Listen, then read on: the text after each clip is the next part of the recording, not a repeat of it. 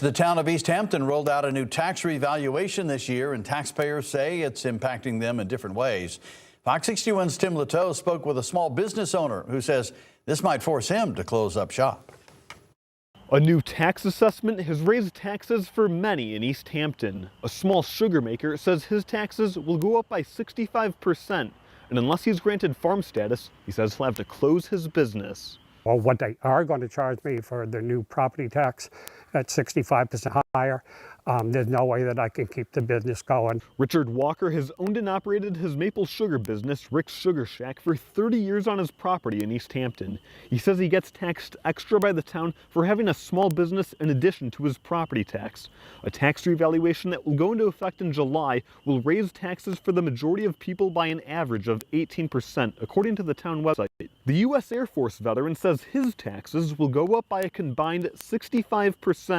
He has less than 1 acre of land, so he doesn't qualify by the town's standards for the right to farm tax break. That because my house is so big and my property is so small, I only got 1 acre, that there's no place for me to put a sugar house.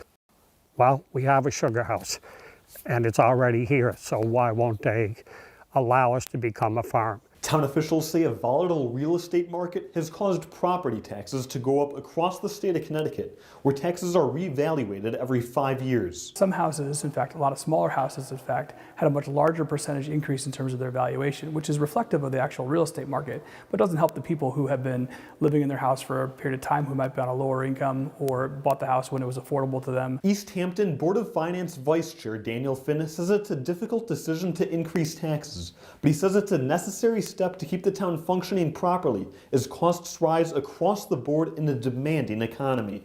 As we budget as a town, we have to be responsible for what the entire town needs in terms of services, what the entire town needs in terms of the education budget, and make responsible decisions to try to keep the costs as low as possible. But we still have contractual obligations. We have programs that we want to make sure get funded. And we have kids that need to get educated. Walker says he's a registered farm with the state of Connecticut and the U.S. Food and Drug Administration. He hopes the town reinstates an agricultural commission to ensure those who keep their farmland are rewarded regardless of their property size. And that was a possible point to discuss on the town council's agenda Tuesday night.